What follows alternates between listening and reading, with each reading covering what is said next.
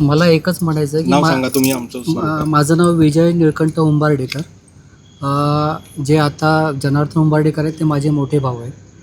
मला असं म्हणायचं आहे की माझ्या भावाला निर्दोष असतानासुद्धा या प्रकरणात गोवलं जात आहे. आणि काय नेमके आक्षेप आहेत तुमचे?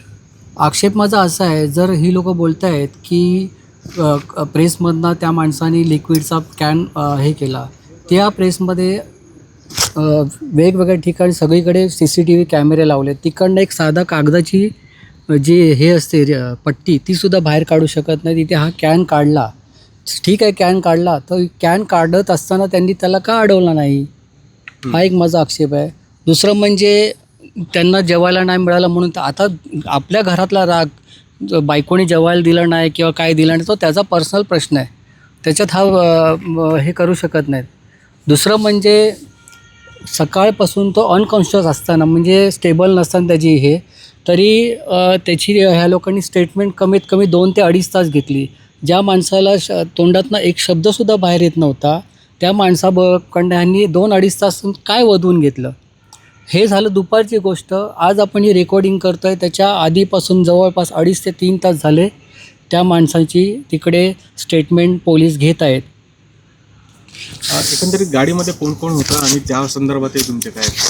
गाडीत मी जे ऐकलं आहे त्याप्रमाणे गाडीत एक 12-1 लोकं होती. त्याच्यामध्ये एक लेडीज आणि बाकी जेंट्स होते. मी असं पण ऐकलं बातम्यांमध्ये की त्यांनी प्री प्लॅन केलं, गाडीचे सगळे दरवाजे लॉक केले. तर माझं असं म्हणणं आहे, जर गाडीचे सगळे दरवाजे लॉक केले त्यातले 3 जी लोकं आहेत ज्यांना एक खरचटण्याचं निशाणसुद्धा नाही आहे किंवा जर त्यांना लागलं असेल तर निव्वळ एक साधं खरचटलेलं असतं तेवढंच. जर दरवाजा बंद असता तर ही लोकं बाहेर कशी आली आणि बाकीचे 6-7 जण जे आले ते कुठून बाहेर आले? जर दरवाजा उघडा नसता तर ते सगळे बाहेर कसे आले? ठीक आहे एखाद दुसरा खिडकी तोडून बाहेर आला, पण सगळेच खिडकी तोडून बाहेर येऊ शकत नव्हते. तर हे असं कसं? तुमच्या नातेवाईकांपैकी ह्याच्यामध्ये माझे भावजी विश्वास खानविलकर हे देखील होते आणि ते सुद्धा हे सगळी लोकं बाहेर आल्याच्या नंतर शेवटला ते बाहेर पडले आणि दरवाजा उघडा असल्यामुळेच ते बाहेर पडले. जर दरवाजा लॉक असता तर ते पण त्याच्यात हे झालं असतं. आणि एवढा कुठचा भाऊ असेल तो स्वतःच्या बहिणीचं जे हे असेल कुंकू असेल ते पुसायला तयार, तो करंटच असेल असा तो भाऊ. तर माझं असं म्हणणं आहे की माझा भाऊ निर्दोष आहे आणि आम्हाला न्याय मिळावा.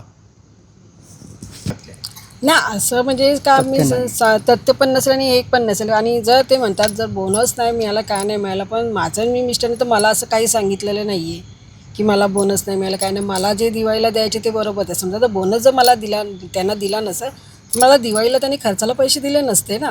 आणि चपातीचं तर म्हणतात तर कुठलीही बायको जर नवऱ्याला डायबिटीस असेल, नवरा जर सकाळी गोळी घेतोय चहा नाश्त्याच्या अगोदर, तर कुठली बाई बिना नाश्त्याचं त्याला बाहेर पाठवू शकेल. आणि जी 4:45ला उठून डब्याची तयारी करते, म्हणजे जसे कामाला लागल्यापासून ते ह्या मितीपर्यंत 4:45ला उठून त्यांची सकाळची 6:30च्या ड्युटीला डबा बिबा तयार करून मी त्यांना देते, ती चपाती त्यांना देऊ शकेल ना काय की नाही? का हा राग ते धरून ठेवणार आहेत का? हां, सकाळी गरम गरम त्यांना सगळं चपाती असो डबा असो सगळं असं. किती वर्षापासून त्या कंपनीत होते आणि मग या आधी कधी असा प्रसंग? ते 2006 पासून. मी चुकून 2007 बोलले कारण मलाही तेवढं हे नव्हतं, पण 2006पासून असे आहेत ते. तर त्यापासून ह्या मित्र तर मी त्यांना डबा चुकवला नाही की सकाळी नाश्ता चुकवला नाही.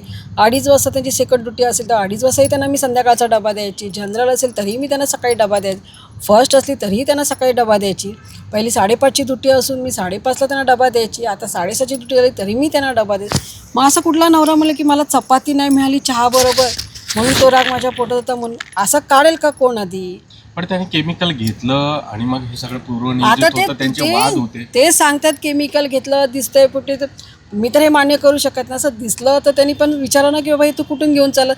ठीक आहे ते दिसलं गाडीत ठेवलं, गाडी जी माणसं बसली त्या गाडीतवाल्यांनी पण विचारलं म्हणजे तू हे केमिकल तिथे ठेवलंस कशाला म्हणून. हे दिसलं नाही का त्यांना? माझा म्हणण्याचा उद्देश आहे. मग काय असे खोटे आरोप देतात? आक्षेप आहे की माझा नवरा एकदम हे आहे, त्यांनी गोवलं जातं आणि मला न्याय मिळावा, बस माझी एवढी एक मागणी आहे की नक्की काय खरं आहे आणि काय खोटं हे आता त्या लोकांनी पण, मीडियावाली पण, ज्यांनी आरोप केले त्यांनी पण शहानिशा करून ते बघावं नक्की की काय खरं आणि काय खोटं पण मग आहे. यामध्ये आणखी कोणीतरी दोषी असावा असं तुम्हाला वाटतंय? ते आता मी सांगू शकत नाही कोण दोषी आहे, काय आहे ते, कारण का आपल्याला काही माहिती नाही आणि मी ते काही सांगू शकत नाही, पण बोललं जातं हे मात्र नक्की.